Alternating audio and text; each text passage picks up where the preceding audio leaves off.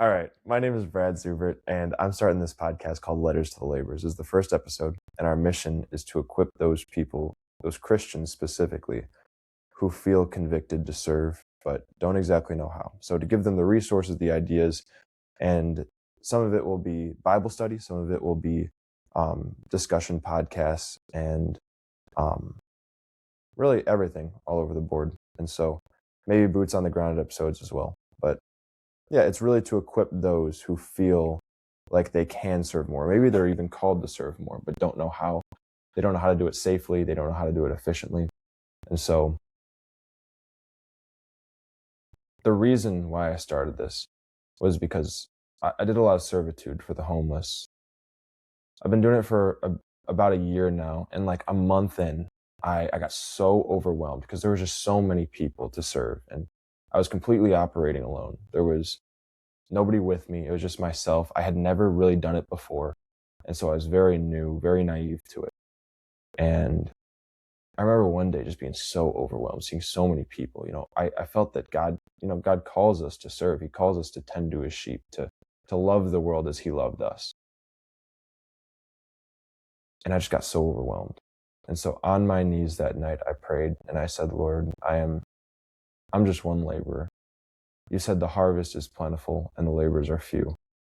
I'm just one laborer and I can't do it by myself. And the answer came to me, then tend to the laborers. Then about a month later, I was walking down the main road on my college campus, and I felt the presence of God. I've never really felt the presence of God in the same way that I did at that moment. And I felt it as if Jesus himself was walking behind me. And I heard him say, take off your headphones. So I took out my headphones and all right, God, you got my attention. Like, what do I do now? What do you want me for? And I looked up and I noticed like 3 or 4 people all wearing headphones, heads down, just listening to music, going to class, as if they were numbing themselves. I heard Jesus say, or I felt it come to me, look at all the dormant laborers. Look at all the people who live their lives like this, their entire life just going from A to B, trying to distract themselves from the meaningful mission that God puts in our path, And so from that day onward, I've been playing with the idea of starting some kind of online ministry, some kind of podcast or YouTube channel or something like that, to be able to reach those people that are just going through life, heads down, headphones on, distracting themselves from the call that God has for them in their life. So this podcast is the beginning of that. As I said, we're here to equip those people. If they got their earbuds out and if they're looking to serve, we want to give them easy ways to learn how to do it. So anyways, this is the first episode. And as I said, the mission is to equip those. And so I'm here today with my friend Jurgen, who I'll let him introduce himself, but I've been battling with serving, trying to do it as much as I can. And he recently started on that track as well. And so, yeah, we're going to talk about what it means to serve and how you get from not serving and being convicted to going out and helping people. All right, so this is the beginning of our conversation. Yep. Here we go. There we go. So, Jurgen, I want to ask, what does it mean to serve in a Christian lifestyle? Like Jesus says to love thy neighbor, to feed, tend to his sheep, feed his people, stuff like that. What do you take that to mean, to serve? Well, I think one of the important parts of breaking that kind of question down is like, who is our neighbor? Yeah. Is it just our friends and family? Because if so, I feel like most people kind of serve their neighbor if that's the general sense of it. Because it's like, well, yeah, I take care of my family. I hang out with my friends, see how they're doing in that. Mm-hmm. Even if it was just like your neighbors, like in a local setting, like just like who's your physical next door neighbor. Mm-hmm. It's a relatively small group of people. Mm-hmm. But as we both know, like God isn't referring to our neighbor as our like internal kind of like group of people that we already associate, we already like. Yeah. Like in that sense. it's like it's everyone. Everyone's your neighbor. Especially now, you can reach so many people with the online presence, and like everyone's a neighbor. So it's not just a call to care about those you already care about. It's because if it was, that's an easy thing to do. Yeah. And that's not what God's calling us to do. It's a much higher level, and it requires like more thought and intent behind serving your neighbor. And like servitude isn't just like one thing. Like you don't have to volunteer at like the soup kitchen or go to like an animal shelter and like volunteer. Like it doesn't have to be like a super traditional way of like, okay, this is like the stereotypical work. yeah. So it looks different for everyone because everyone has different gifts that God has blessed them with. I love that you said that about the gifts. I was going to touch into that later. Yeah. I wanted to comment on what you said though. You know, Jesus, someone asked him, I believe it was the rich man, who is my neighbor? Oh, Did you know that? Yeah. I remember that vaguely. And the answer to that, he gives the parable of the Good Samaritan. That's how it's introduced. And so he says, you know, he gives the story. So there's the Jews and the Samaritans, and it's a Jewish man on the side of the road who's beaten up. A priest goes by him, some other Jewish guy walks by him, and the person who served him was the Samaritan. So the person of the warring community, you know. And so at the end, he says, who was this man's neighbor? And whoever it was he was talking to said it was the Samaritan, you know. And so that goes exactly to the point that you were getting at, that it's not just the people that we like, you know. It was the person of the warring community, you know, of the warring nation that that was able to act as a neighbor to him. And so, yeah, I think it's way more than just those in our lives, you know, those that we already have a relationship with, you know. Yeah.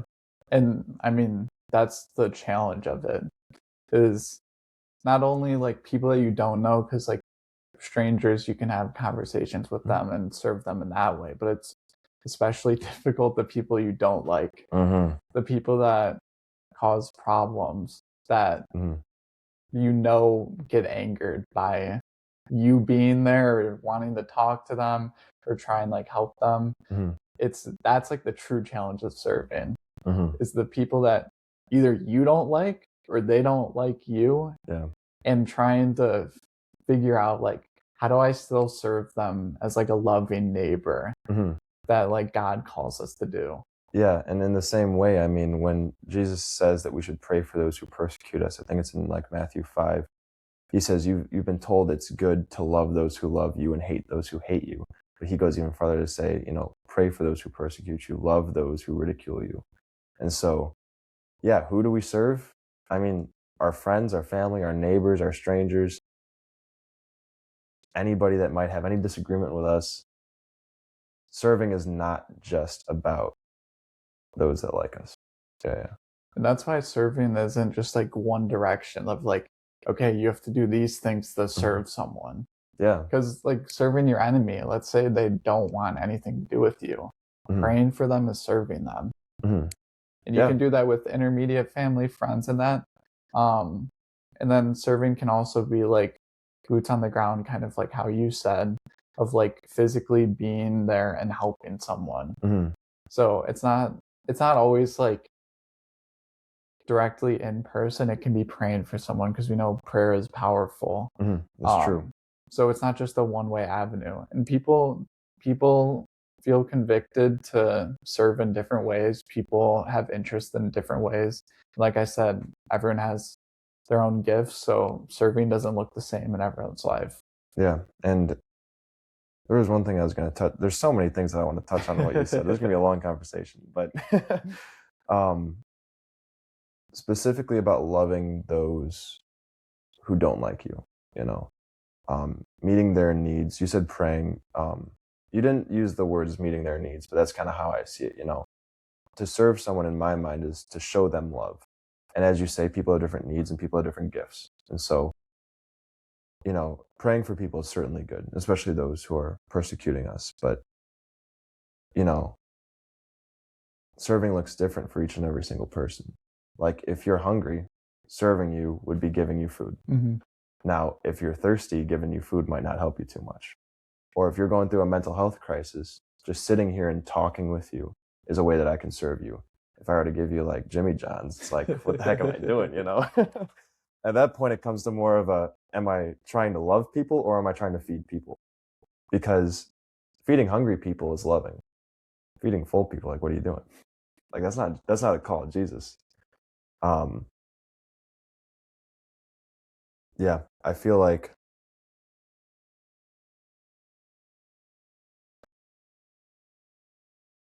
everyone can be served in different ways, and to try to do the same thing to every single person. I found this out. I started out talking about serving the homeless. I found out that I wasn't trying to love people for a while. I was trying to give people like water bottles and food. I had bags of chips in my car. And I wouldn't leave until every single person that I saw got a water bottle. And I realized, I'm like, God is not the God of water bottles. Like, actually. Believe it or not. Believe it or not, yeah. Yeah, that's in the scriptures, actually. God is not the God of water bottles. But I was like, why am I prioritizing that when a lot of them just need a listening ear, you know? Or an encouraging word or something like that. And so, yeah, I realized that our job isn't finished when everyone has a water bottle in their hand. I think our job is never finished, because loving people is something that we have to do our entire lives and their entire lives. But yeah, so what does it mean to serve? We kind of said to meet their needs, to help them in any way in which they're suffering. Yeah, meet them where they're at. Yeah, I feel like that's a good definition. All right, yeah, so Jesus says that we should serve. He says that we should love the world as he loved us. In my opinion, if you say, God says do this, they're not really going to listen too much. They're not going to be convinced. It's more of an obligation at that point. But if you explain to someone why it's not okay to be angry with someone, why it's not okay to murder somebody, or not okay to be lustful, etc., I feel like it gets ingrained in them much more, and they listen, you know? So why should we go out and serve besides God says so? Yeah, that's a good question, because it's easy to make it an obligation of like, here's the checklist of things that God says to do. Serving is one of them, so I need to check the box. For me, it like for serving, like I wanted to do it, but then I wasn't sure like in what way, like in what capacity I could kind of do it. But then also like of what way it wasn't like I was forcing myself to do it where it felt like an obligation. And I think it does take kind of like trial and error to kind of figure out what serving looks like for you and like why you should do it. Like you have to have like your kind of like why. It shouldn't be a to-do list. And that's why I think it's important to kind of like try different things. Like for example, I tried serving like the Sunday school with like the junior high kids.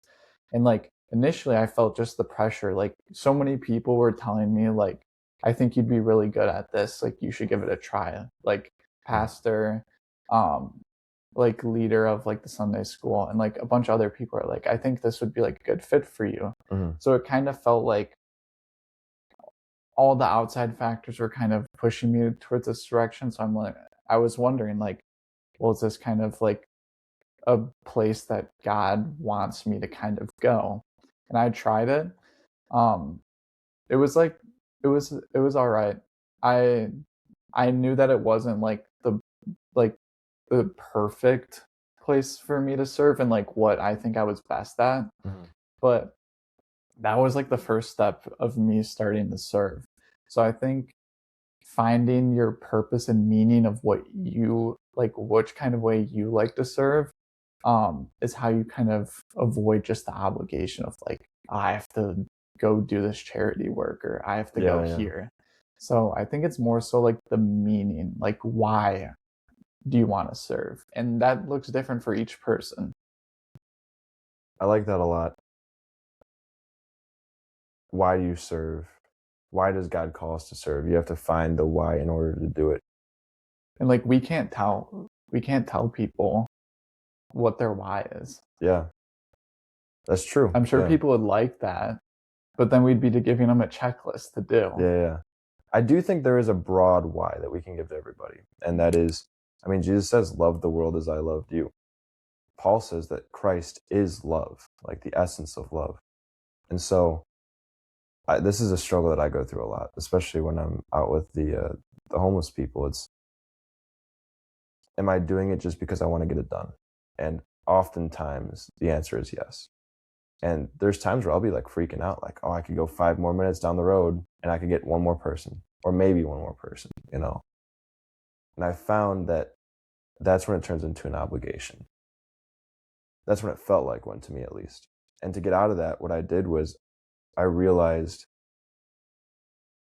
that they're human and that I could very easily be in the position that they're in. I could be on the side of the road with a cardboard sign begging for money, for water, for food, for a room to stay in overnight.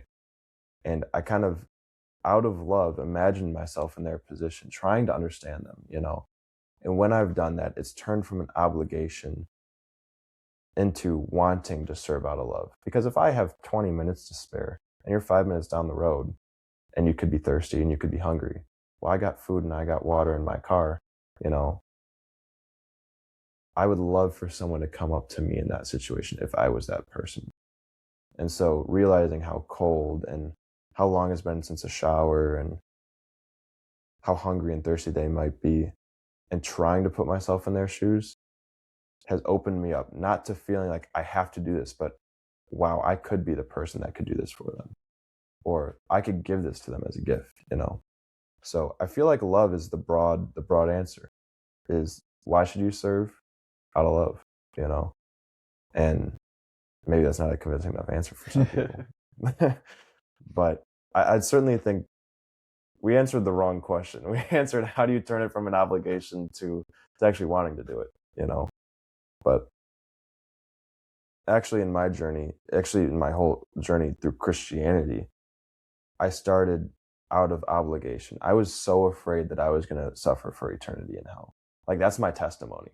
I was young and I was afraid of eternal suffering. And so I started to serve. I started to intentionally be nice to people so I could get on Jesus's good side.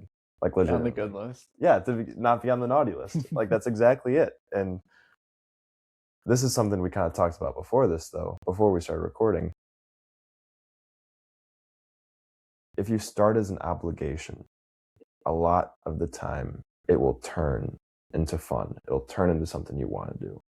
That's exactly what's happened in my experience.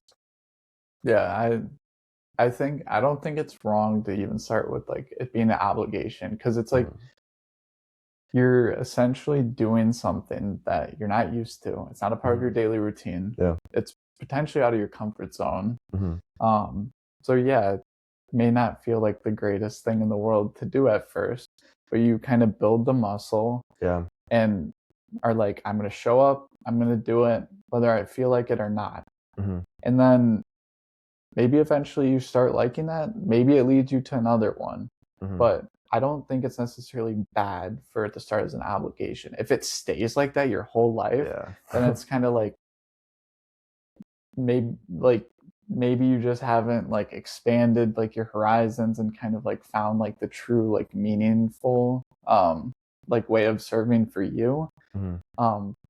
But I would argue that it should not be an obligation your whole life. Like, we shouldn't, the same reason that you don't just go to church to check it off the list. Serving shouldn't be like that either. And I guess another way to conceptualize this is, hopefully we're both going to have kids someday.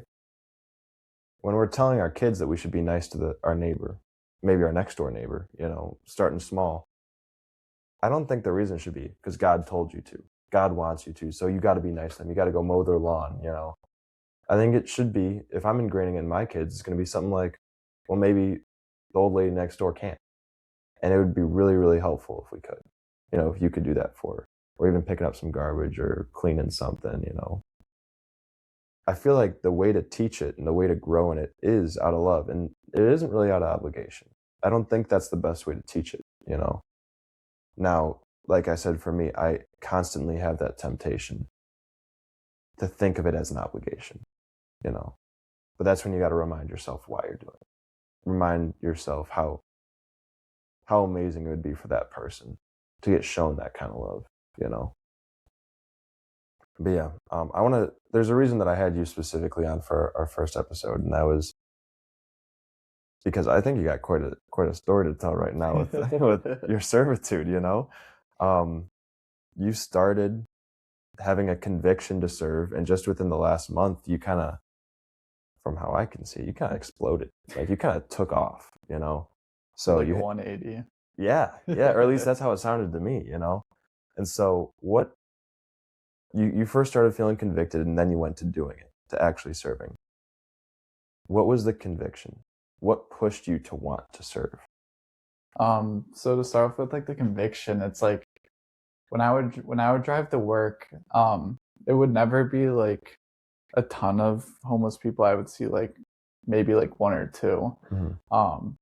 And like I feel like it was a calling from God, or like it was something like God was working in my life somehow, like however like you want to call it, like Mm-hmm. because I didn't really feel that way before. Like I would just be driving and like I would see someone on the side of the road and just be like, they must have, I don't know if I thought like they must have did some, like they must have did something wrong or something like that. Or maybe I could have just not thought about it. I could have just been so in my own head. And then I would, it was one of the passages from the Bible. It was like talking about how it, you'd probably know what book it's from, but it's like where you were talking. It was actually it might have started from the Bible study that we did last summer. Really? Yeah, it might have been like slightly before, like it was like underlined and I didn't like, it wasn't like fully uprooted yet. Like I might have slightly felt it. But the kind of like chapter where it talks about like I was like Jesus is talking about the Matthew 25:40, the least of these. Yeah. Yeah. Those who were sick, those who were hungry, thirsty, in prison. Because then I started, like, you kind of brought it to life more. You're like, when you said like when you get to like heaven and see like it's like the homeless person on the throne, like instead of like Jesus, or like that like kind of depiction, like that really like brought it to like the full like 100%. Because before that I had read it at some point and it kind of was like I kind of like I feel bad, like these people need help. And like almost it feels like, at least when like you're driving by or walking by, like everyone just does it, especially in the city. In the city, like everybody just walks by. Nobody like even like looks at like homeless people. They just are in their like own world, like they're just getting to work and then going home. And so like the underlying kind of already like feeling it, I would get like emotional, like I'm not a super like emotional person, at least outwardly. Like I would be driving home from work and I would see like a homeless person and I would just drive by. I wouldn't even roll down my window and ask if they needed anything. I would drive by and it would like almost bring me to tears. Like I would get super emotional and like I would just feel horrible. Like I have like blessings in my life and I would be able to help them. And I don't know, like wrote them off, like just, I don't know, figure it out or something like that. And there was a cognitive dissonance that like kept bringing itself back up. It's like, well, I have people around me that help me. What happens if they just started being like, well, Jurgen, just figure it out. Like, come on now. It's like, what happens if I could help them? Like, I have the capability to help them out. Why am I not doing it? And yeah, just kind of putting myself in their shoes. It's like, I could not imagine like having like no one around me to help and like everyone just kind of ignoring me. Even with the amount of people, like the foot traffic walking by, like almost no one stops to even say like, can I help you with something? Or even just saying like hi or something like that. And it's like, how would I feel if that's how everyone treated me? I want to comment on that actually, because I went to a Christian conference in Phoenix, Arizona this last December. It was specifically only Christian. I went to a political one as well, but this one was a religious one, a Christian one. And in Phoenix, there's a lot of homeless people. Just on our walk from our hotel to the convention center, I maybe saw one or two almost every single time. It was like 2 blocks away, straight shot. We weren't weaving through the blocks. And everyone at the conference had like the same like name tag hanging, so they could get in, security, whatever. And Jurgen, there was one guy, I had been there the week before for a political one. So I was there one weekend, went home for Christmas, and then I was there again for the Christian one. I had realized that there was homeless people and tried to interact with them, like you were saying. And I saw lines and lines of these people at the Christian conference walking from the convention center over to the hotel. Not a single one said anything to these people. And I'm like, it was really like a shocking moment to me. It's like, you're going to call yourself a Christian and 50 people in a row completely neglect this person who could need help. Like, you traveled from all over the country to be here. You could spare $10 for a meal, or less than that even. And it just really shocked me. Because like you said, everyone walks by them, but Christians specifically. And I'm not saying that homeless people are the only people we got to serve. That's not what I'm trying to say. But the amount of people that neglect our responsibility to love, that call themselves Christians, it was just astounding, But our stories are a little different, because you said that you walked past them, you drove past them, and you never really took notice until there was a certain moment, and then you started to realize our need to love them. Is that correct? Yeah. About true. Okay. Yeah. For me, I kind of, ever since I was little, I always had that conviction to serve, but I was never brave enough to take that first step. That can be interwoven into mine. Okay. Because it's like a stranger. Like, yeah. You don't necessarily know these people that you're trying to serve. And so, yeah, definitely like the courage thing would be a part of mine too. Yeah. And I feel like that's almost everybody's. And maybe scary. That's the people at the convention doing center. Like new stuff. Mm-hmm. And even like, there's a stigma around homeless people. You think they're dangerous, and even as I said, even if you're not serving the homeless, whoever it might be, whether it's the kids sitting alone at lunch, you're going out of your comfort zone. And I don't know what other people say either. That's true. Yeah. You could be worried about the opinions of others. And, I don't know. I just feel like the reason, in my case, this might not be everybody's, that bravery came from a place of incompetence, where I didn't know how to approach someone to ask them if they wanted to come to my lunch table. Like, I saw it in movies, like, It's not something your parents definitely not every parent teaches like their kid something like that. Yeah, true.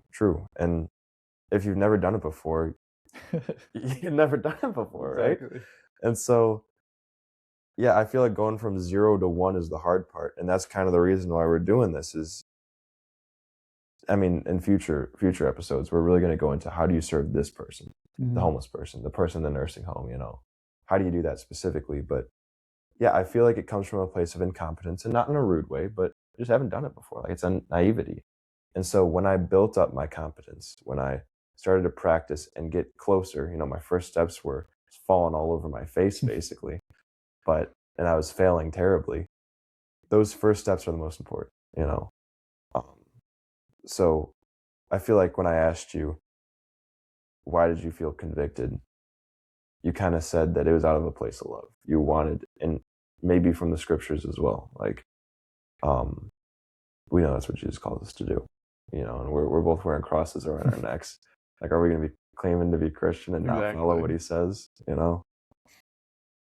That's kind of the mindset that I had as well. So then you had this conviction. Now you're doing great things with these homeless people. I'm not trying to say that in a way to praise you, but don't exalt yourself over that. But what got you from doing nothing and feeling like you should do something to now doing great things? I guess it was kind of like a small step at first, because like when I would see like the homeless people when I was driving home from work, there was like a couple times where I felt super nervous. And I didn't even get out of my car. I just rolled the window down and was like gonna like talk and like give whatever. Mm-hmm. I remember like doing it for the first time, like rolling my window down. And like I don't know why I was so nervous. Like I'm in my car. Mm-hmm. If I need to, I can just go. Yeah. I remember, and I was like, "Hey, like, how's it going?" And like I introduced myself. He introduced himself, and like we just like talked for a bit, and that was like it. But like my heart was like kind of like racing for some reason. And so like the first couple of times it was like that. But then if I saw like the same person, I kind of felt a bit more comfortable because I'm like, I've already done this before. Like I already know who this is. But like the huge step for me is when I like talked to you about it, of like, how can I like serve? And then you had mentioned that you had like served like homeless people in like a nearby town. And then you had mentioned like wanting to like kind of like start that and like take me along with it as like the starting point. I remember I'm like, oh, what did I get myself into? Like, what did I sign myself up for? I said it to the wrong person. But like, that was just like the fear talking of like, oh, like now I'm like committed because I said I want to do this. And then it's like, okay, let's do it then. And I remember I prolonged it. I've told you about this before, but I'm like kind of busy right now. And like, to be fair, I was busy, but I definitely could have made time to do it. But I'm like, maybe we'll hold off on this, like take it one step at a time. And like you had asked again, and then finally I'm like, all right, I need to do this. Like I feel even more convicted now. Before it was like, it was a different level of conviction. It's like, now you told someone that you want to do this and they're willing to take you and show you kind of how to do this. So it's like, you're really going to still not do this? And I'm thinking like, what kind of like, how can I like live my life and be like, yeah, that's fine, I guess. I told someone that I wanted help with this and felt bad about it and still didn't do anything about it. So I went with you. And that was like a huge step because I saw firsthand how you had been doing it, and how kind of the interactions go, and like that it's fine. Yeah. Like it's not something to be fearful of. Like you can do it. So we moved offices to the city, and I didn't initially have anything because I'm like, well, it's like a new route. It's like 10 minutes from the train station. Maybe I just don't see any homeless people. So I kind of like walked. I think it was like the first day I walked. There's like 3 that I walked to and from the office and saw. I'm like, well, I want to see if it's kind of like a regular occurrence. So then like a week or two, kind of saw similar faces. I'm like, okay, what can I do? I remember you showing me the pack that you had like in your car where it's easy. You can grab food, water, whatever you have. And I'm like, I'm not in my car, so I can't just like grab like that. But what happens if I carry something? So I went on Amazon. Amazon, by the way, is great if you want to buy stuff in bulk. Just to put it out there. I advertise that right now. I'm like, we should be sponsored by Amazon. Just Amazon sponsor this. Yeah. And I was thinking, I'm like, when we were out there, what did people kind of like seem to like want or like seem to need in that? And I remembered, I mean, food and water is like always like kind of a given. So I got like bulk granola bars, kind of like try to get like a bit more nutrition, and maybe sustained energy. So I got some granola bars and then some water bottles. And then I remembered the other one that is like pretty important and maybe overlooked is socks. I bought like a bulk of socks because I remember you had some, and like when you would ask, like everyone would say yes. So I'm like, this is like important. I mean, you wear socks everywhere. If you get holes and stuff like that, then I mean, it'd be nice to have a new pair, of course.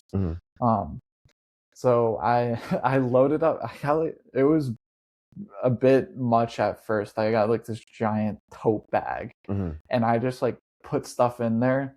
And it was super awkward to carry. I felt really uncomfortable. And I remember the first time going, and it felt like it was an obligation for me. Yeah. It was exactly how you said. I'm like, I need to pass these out. I bought these, and it was with the intent of giving them out. And I brought it, walked past. There was like not a single person that like there was like one maybe that I saw. And so like I passed it out, but then I didn't have like the conversation that I like wanted to have. Like I didn't want it to just be passing out stuff. You wanted to connect, like, personally. Exactly. Yeah. And I didn't like do that.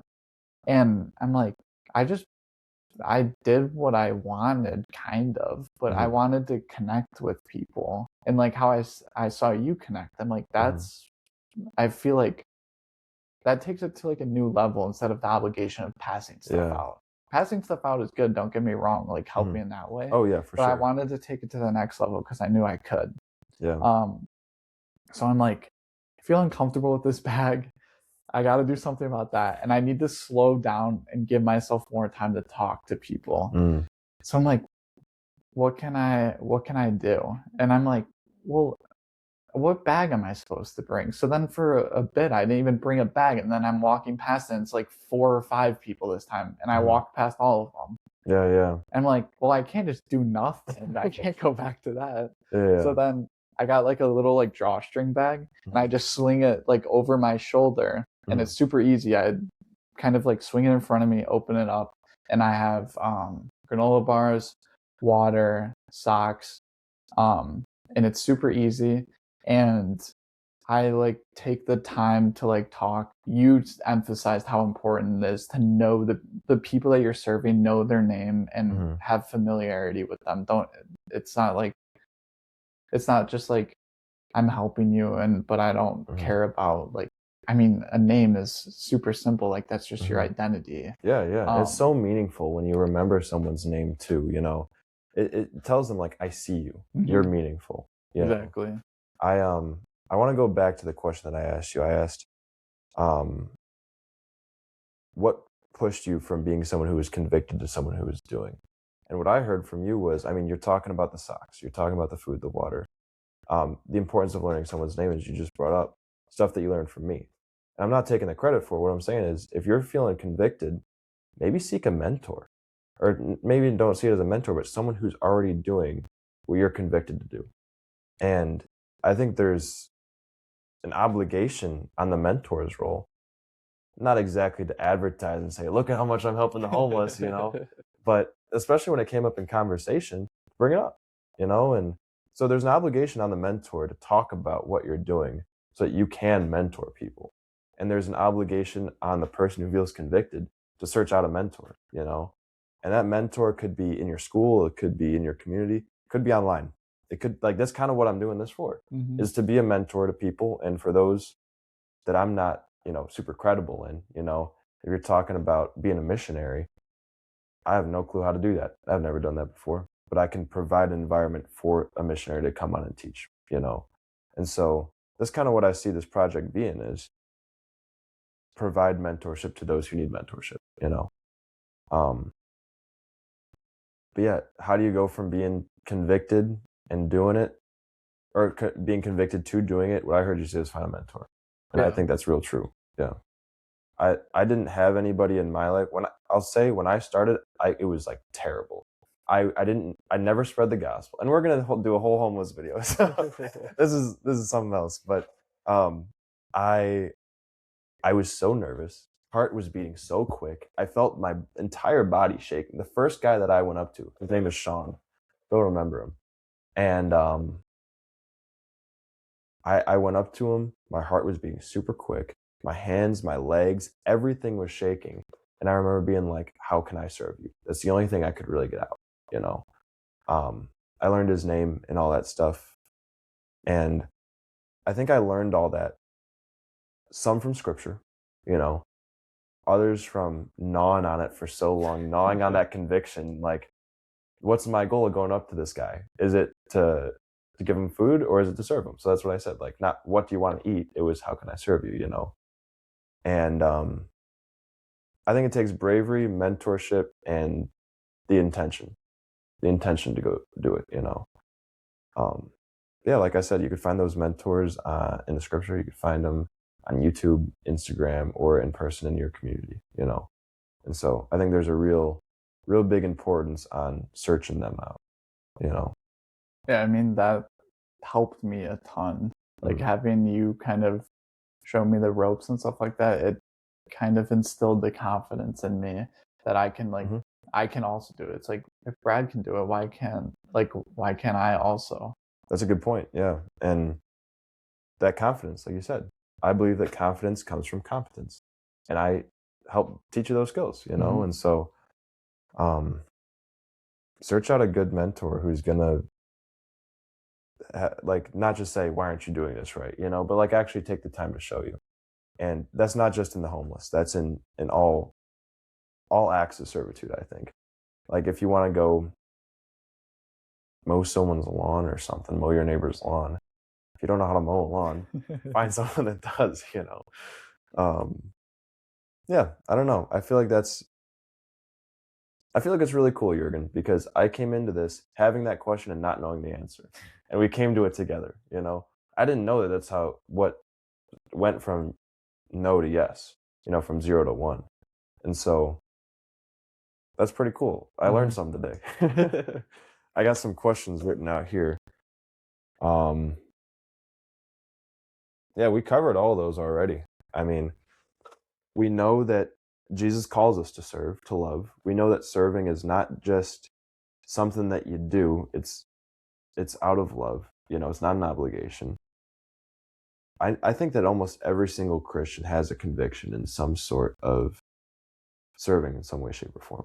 It could be suppressed too. If you're thinking to yourself, oh, I don't have one, like I'm just doing my own thing. It's like, take out your headphones, put your phone down, let's sit down for a little bit, just in silence, and let your mind wander. Yeah, and take your headphones out. Yeah, that's a great callback, man.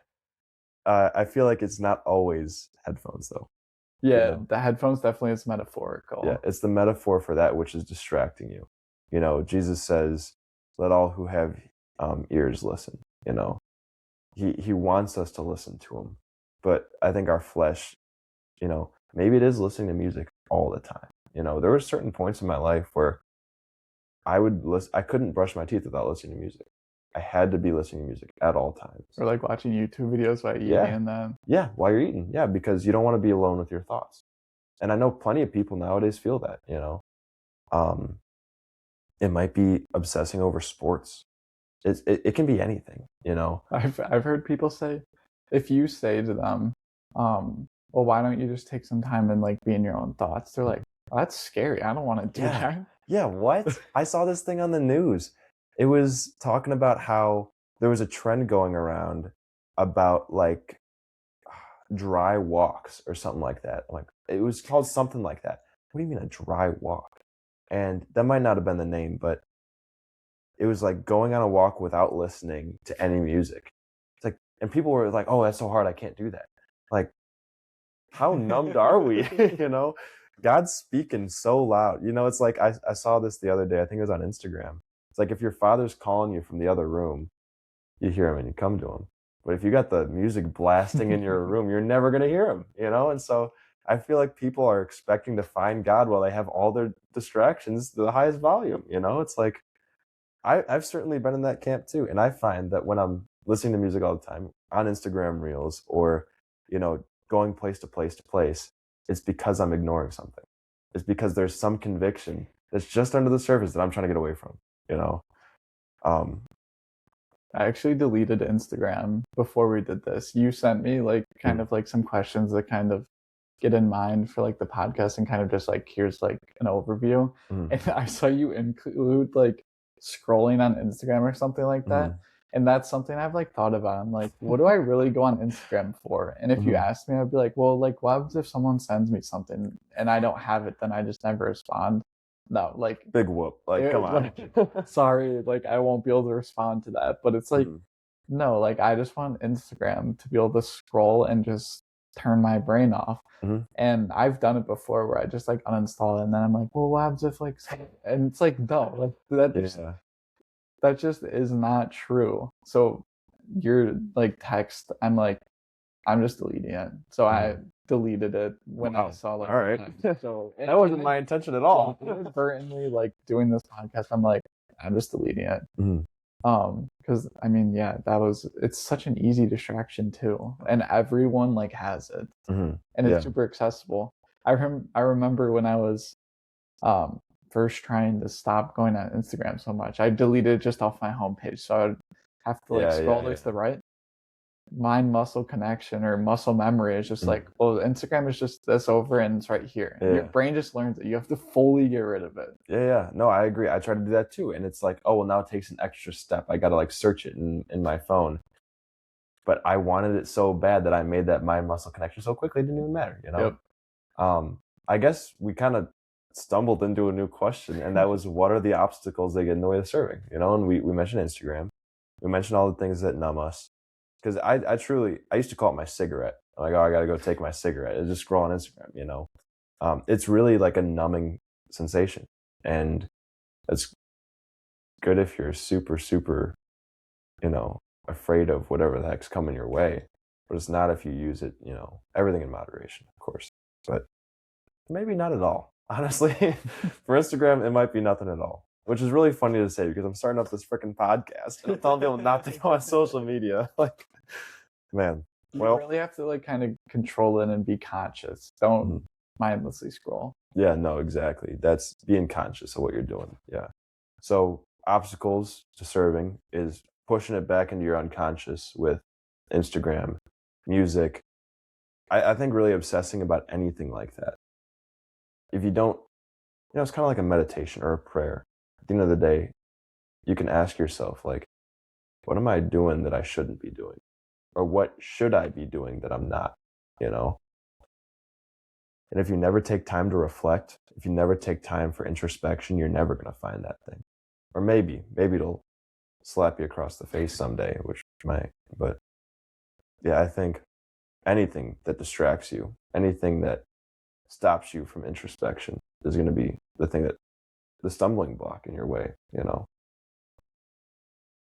And I think, you know, we're called not to put stumbling blocks before each other. Yeah, definitely. Yeah, I mean, there's so many verses that you could bring up about that. Don't put a stumbling block in front of your brother in Christ or sister in Christ. But I guess something that we could do to allow people to accelerate closer to their calling is to take time to actually reflect with our peers, take time to reflect with our friends, you know. A lot of people, I just did a Bible study with some friends this morning. It was just really introspective, you know. But if you're not doing Bible study, if you're just hanging out with your friends, or maybe they're not religious and you can't get them to do a Bible study with you, even just taking times to be with our thoughts, you know, it's a huge thing, especially like our generation, where free cigarette all day, every day, you know. I think that's something that we could do, you know, enter those introspective conversations with them. I mean, those are some of my favorite conversations. I love having them. I guess like the stumbling block is it's easier to do the things that I shouldn't do, like just scroll mindlessly and watch YouTube, in like excess, like not in like moderation, or like make the excuse of like, oh, like I'm too tired and I'll just take it easy for the night or something like that. Yeah. So the stumbling blocks don't have to be anything big, but they have a big impact on your life if you keep stumbling over the same one. Yeah, it's true. You gotta force a way around it, which is a new thing. It's like, it's scary because it's a new thing to do, you know, like we were talking earlier with serving. Going from 0 to 1 is the hardest thing. Oh, there was also one more thing I wanted to touch on. We kind of talked about this, but never said it. The first step is always the hardest. I feel like I thought this. It sounds like you thought it too.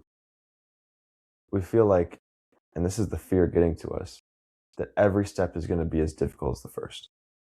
You know, going from 0 to 1 is just going to be as hard as going from 3 to 4. But in reality, once you take that first step, you completely like explode out. It's not linear where it's like, this is hard, this is hard, this is hard, this is hard. But it goes really hard for a while and then like nothing. You explode out. Like I told you, you were exploding out. I mean, like the other day you were saying like, man, I really want to serve, but I don't know how.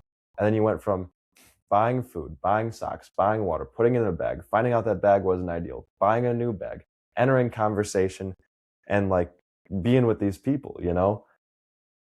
The first step was, what the heck? I got to talk about this to Brad now, you know?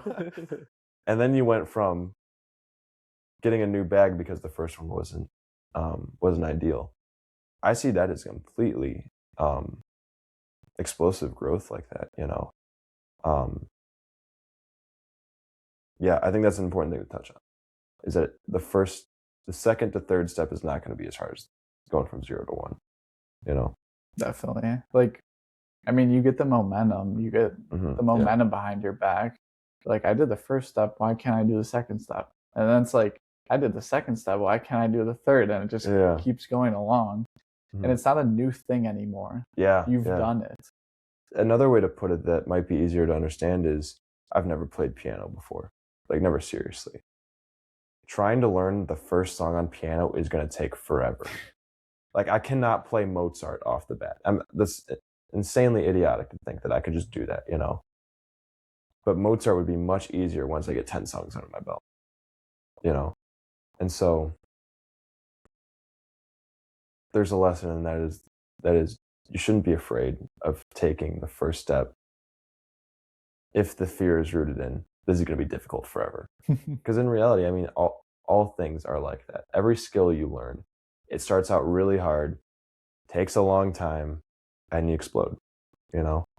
And so I think that's also necessary.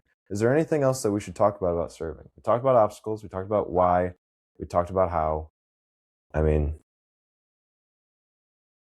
the only other thing I kind of have is I don't know how to put this, but it's like serving like gives you like purpose in life. And it's not like a self-centered thing. But it kind of it takes you out of like a spot of it's all about me versus like I have like a purpose besides just me and like my intermediate circle or whatever. I think that can help with a lot of self-reflection, but then also like just like mental health or just in general, just feeling like a more not accomplished, but like you're like almost like living to your full potential by adding that to your belt of like different things that you do in day to day or however often. It's kind of funny that you bring that up, a meaningful way to live, because I'm like the guy to talk to for that. I studied meaning in life for like 9 months. That was my senior thesis. That was like, I worked on that for almost a whole year. Oh, okay. For my major. And that's actually my poster right up there, that research poster. It was all about meaning in life. So I'll show you that after. But Nietzsche, the guy who said God is dead, the famous philosopher guy, I believe it is him. It's either him or Dostoevsky. They said, a man with a why can endure anyhow. What that means is, if you have a why, a purpose to wake up in the morning, any obstacle your way you can get past. If that's strong enough, you know, if you have a reason, you'll get through anything, you know. And serving and loving and living out that Christian lifestyle has certainly given me my why, you know, given me my reason to wake up in the morning. And you were talking about mental health. I mean, there's so many, I could talk for another 4 hours about that alone, you know. But yeah, I mean, there's it's not the quality of life scale, but it's called something like that. I forgot. It's been a while since I've visited it. But basically rating how good of a life you have. I'm kicking myself now that I don't know it. It's something like, it's satisfaction with life scale. I think it's something like that. One of the main questions tries to get at, do you live a purposeful life? Like, it's so deeply rooted in our understanding of human psychology that if you do not have a purpose in life, we expect that we have found out that your satisfaction with life just tanks. It's one of the key factors in satisfaction with your own life.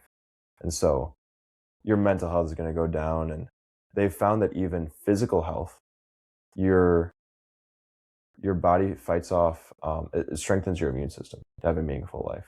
Whether it's correlated or causal is up for debate, but I believe there have been causal observations for that. But regardless, mental health, physical health, social health as well. They found that if you give someone a meaning in life, they're more socially adept, and also people see them as more sociable. And so they have that skill, and people notice it too. And so, yeah, meaning in life, I'm the guy we got to do a whole episode on that sometime. Because, yeah, but I certainly think that service does give you meaning in life. And my senior thesis, the thing that I was trying to get at was that specifically responsibility, voluntary responsibility, is what gives you a meaningful life, and therefore makes you more social, physically and mentally well as well. And trying to serve people, trying to use the gifts that you've been given to help others, to help the world. That's like the responsibility of humanity. Like, that is what each of us is called to do, use the gifts we've been given to serve those who don't have much, or have less, or have a deficiency in some realm. One more thing that we could touch on is using our gifts. We kind of touched on it earlier, but I mean, everyone has different gifts. I think serving the homeless might have been a little easier for me to do than you, because I'm a much more social person, Yeah, definitely. Yeah. And so I have a gift of being social and extroverted that you don't have as much, And so that's why I was a good reason to be a mentor for you. But you got plenty of gifts. Everyone has gifts, whether it's personality or even physical, that we can use to serve others. I mean, you think of an NBA player or NFL player, they've been given the gift of this huge platform. Like, that's not something you're born with. That's something you have now, How can we use that, And like you said, everyone has their own gifts. You kind of just have to explore like what your gifts are. Like, nobody tells you, here's your list of gifts. Yeah, if you talk to people, they could be like, well, like, you kind of have these qualities. Yeah. And you can get a rough idea, and then you can kind of brainstorm and be like, okay, how can I use these? And that could be another conversation that you have with someone. Like, okay, you said these things about me. How do you think I can apply these in life, in service? And that's a great way. We're talking about introspective conversation with your friends. You talk to them. What do you think I'm good at? What do you notice in me? How can I use that? What do I notice in you? How can you use that? Even if they're non-religious, you can prompt that conversation. But I think that conversation about gifts, that could be a whole podcast episode in itself. Yeah. I think that will be one at some point. So with that being said, I think that's a good place to conclude. How long have we been going for? This is an hour and a minute. So this is just about what we were talking about, and my battery's running low. All right, looks like we're calling it there. All right. Well, thanks for listening in if you made it this far. And I mean, how can we summarize this really quick? Serving is important. It gives you meaning in life. It is something that we believe that God calls us to do. It looks different for everyone. It looks different in everyone.